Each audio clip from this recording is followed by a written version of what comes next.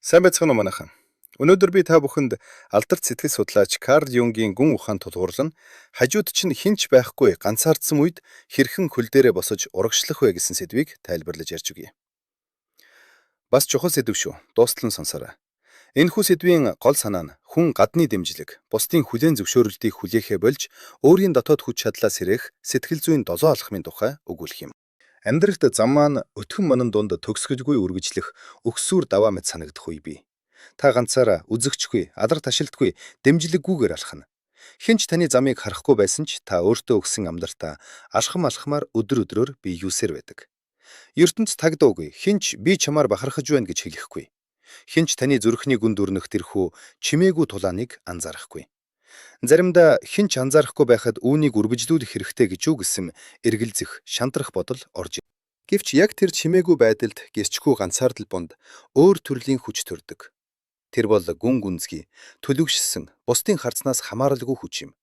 Энэ хүч хүлээн зөвшөөрөгдөхийг шаарддаггүй бөгөөд бусдын анхаарлаар бус дотоод үннээрээ тэжээгддэг юм. Карл Юнг хэлэхдээ дахин төрөст болгон задралаас эхэлдэг. Хуучин бүхэн нурж, гаднаас түших тулгуургүй болох үед энэ нь төгсгөл биш, харин эхлэлийн тэмдэг юм гэжээ. Сэтгэл шин шатанд шилжихээр бэлтгэж, та өөрөө өөрийнхөө гэрэл ба тогтвортой байдлын их усүр болдог. Өнөөдөр бид дотоод өгсүр замын долоо хасахмаар хамтдаа аялах болно. Учир нь хэн нэгэн таныг өргөж босгохыг хүлээхээ болж, анх удаа өөрийнхөө цөмд түшиглэх тэр мөчөд та бүхнийг тодорхой харж эхэлнэ. Таны гаднаас хайж байсан хүч, хайр, амар амгалан үргэж таны дотор амьдарч байжээ гэдгийг ойлгох болно. Ганцаардал. Ганцаардал бол таны хүч чадлын дуугүй багш юм. Тэгэхээр одоо эхний алхам. Амьдрал зогсож эргэн тойрондох ертөнц дайсагнасан босч, хүйтэн хөндөй мэт холдох үе байдаг. Өмнө нь баяр баясгалан өгдөг байсан яриануд хоосон сонсогдож, хамт алхаж байсан хүмүүс хуучин харилцааны сүүдэр болон хувирна. Ажил гэргээд гадна талдаа бүх зүйл хэвээрээ боловч дотор тань үл мэдвэдэх боловч эргэшгүй өөрчлөлт явагдаж эхэлдэг. Карл Юнг үүнийг сэтгэлийн харанхуй шин буюу далайдаг шөнийн аялал гэж нэрлэсэн. Энэ бол хуучин утга учир алга болж далд ертөнцийн ярьдаг хэл танд ханиулах мөч юм. Ихэнх хүмүүс ганцаардлаас айж, ажил, харилцаа, шуугиан руу зүгтдэг. Гэвч ганцаардал таныг шийтгэх гэж биш, харин дотоод суурийг тань шинжлэх, өмгөц бүхнээс цэвэрлэх гэж ирдэг. Юнг хэлэхдээ хүн гаднаас сонсогч хайх бус, харин намгүн байдалд өөрийнхөө оршихуйг тэсвэрлэж чаддаг болох үедээ л жинхэнэ утгаараа төлөвшдөг. Ганцаардал бол сул дорой бүхэн хайлж, жинхэнэ чанар тань хатууждаг, сэтгэлийн дарахны газар юм. Хоёр дахь алхам. Бусдаас сэтгэл санааны тайвшрал хайхаа бол. Таныг ганцаардал биш, харин хэн нэгэн тэр хоосон орон зайг нөхнө гэсэн хүлээлт төлдүүлдэг. Ганцаардал гэдэг нь эргэн тойронд хүн байхгүйгээс бос, харин өөрт чухал зүйлээ бусадтай хуваалцаж чадахгүй байхаас үүсдэг гэж Юнг хэлсэн байдаг. Хэрв та өөрийгөө зүгээр байгааг мэдрэхийн тулд бусдаас хамаардаг бол, бусдын дуугүй байдал, эсвэл хүйтэн харц таны хувьд сүрэж мэт санагдана. Өөрөө өөртөө тайвшралыг олохыг сурах нь бие даасан байдалд хүрэх чухал алхам юм. Гонив төрөх үед бусдаас ойлголт хайхын оронд зогсоод, гараа зүрхэн дээрээ тавиад би энд байна гэж өөртөө хэлээрэй. Энэ бол сэтгэл хөдлөлийн хараат бус байдлын эхлэл. Төлөвшсөн хүн үн цэнэ, лайк, хариу мессеж эсвэл сайшаалаар хэмждэггүй. 3. Гомдлохоо зогсоо. Хохирогчийн талын хамтраас татгалз. Гомдлох нь зүгээр нэг үг биш. Энэ бол амьдралыг эсэргүүцэж буй хэлбэр юм. Гомдлох болгондоо та өөрийнхөө хүчгүй гэдэгт итгэх итгэлээ баттгаж байдаг. Юнг хэлэхдээ та дард ухамсараа таньж мэдтэл, тэр нь таны амьдралыг удирдах, та түүнийг хувь тавилан гэж нэрлэх болно гэжээ. Тэгэхээр та яагаад би гэж гисэн асуултыг би өөр юу хийж чадах вэ гэсэн асуултаар соливол эрчим хүчтэй дахин урсаж эхэлнэ. Бусад хүмүүс танд өвдөлт өгч болгоч, тэр өвдөлтийг хүлээс болгох уу, эсвэл сургамж болгох уу гэдгийг зөвхөн таар шийднэ. Амьдрал бол гол шиг юм. Тэр таны гомдлоос хол зогсохгүй, харин таныг зүлгэж, улам тод гэрэлтүүлэхийн тулд урссаар л байдаг. 4. Өөрөө өөрийнхөө хүлээн зөвшөөрлийн их усүрнөөс. Хүн өвдөлтийг тэсвэрлэж чаддагч үл үзэгдэх байдлыг тэсвэрлэхэд хэцүү байдаг.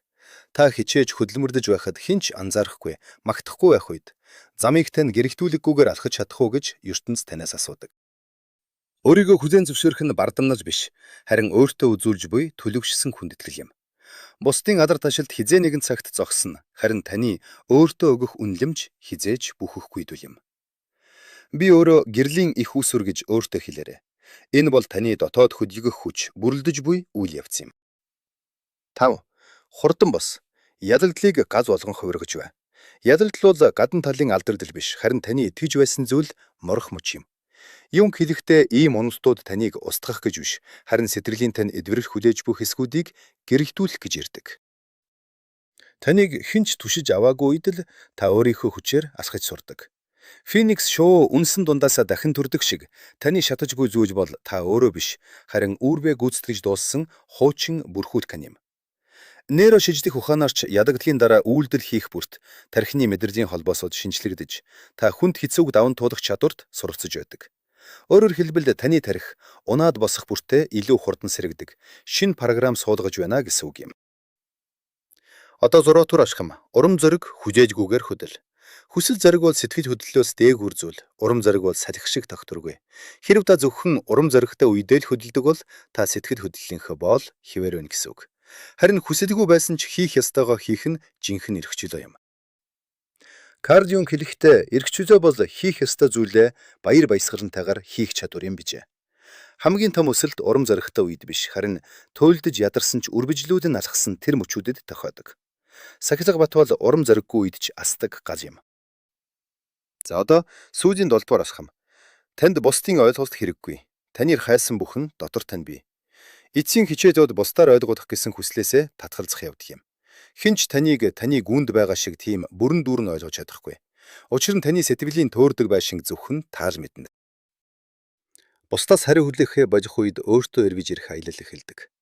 Та хизээж дутуу байгаагүй гэдрээ хайр, амар амгалан, хүлээн зөвшөөрөлт бүгд таны дотор байсныг ухаарна. Ганцаараа босож чаддаг хүн бол өвдөлтийг мэдэрдэггүй хүн биш. Харин тэр өвдөлтийг түлш болгож чаддаг нэг юм. Энэ бүгдийг дүгнэн хэлэхэд ганцаардад бозон хүнд хэцүү үе нь таныг устгах гэж бус.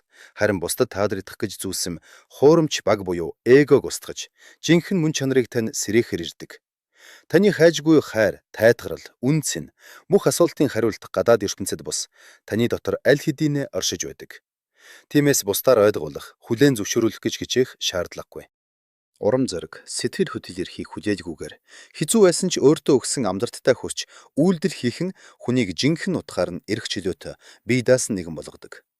Ядагдаж унах нь сул дорой шинж биш бөгөөд алдаа оноо, өвдөлтөө хүлээн зөвшөөрч түүнээс суралцсан дахин босох нь шинээр төрөх үйл явц юм. Эцээ эцэст хажууд чинь хинч байхгүй үед унсан ч өөрийгөө босгоод цааш алхах нь огт өвдөлт мэдрэхгүй байхын нэр биш. Харин тэрхүү өвдөлтийг өөрийгөө бүтээх түш болгон хувиргаж чадаж байгаа хэрэг юм. Та өөрийнхөө гэрэл, өөрийнхөө цорын ганц аврагч нь байх ёстой бөгөөд энэ нь өөрийнхөө жинхэнэ биеийг олж сэтгэл зүйн хувьд төлөвшөх хамгийн дээд хэлбэр болно. За ингээд дараагийн дугаар хүртэл баяртай. Таалагдсан лайк, шеэр хийгээрэй. Мөн сэтгэлдээ үлдээгээрэй. Морин жилийн хиймэр шиг ажил үйлс тань өөдрөг байж, төдөвлөсөн бүхэнтэй нь хурдан морины дахиа мэт хурдтай бүтэх болтугай. Энэ жил таны бизнест шинэ боломж, амжилт бүтээл бүхэн гал мэт бадарч, гэр бүлд тань аз жаргал, инээд хөр бэлхахыг ерөөй. Гал морины ирчээр амжилт өөд хамтдаа.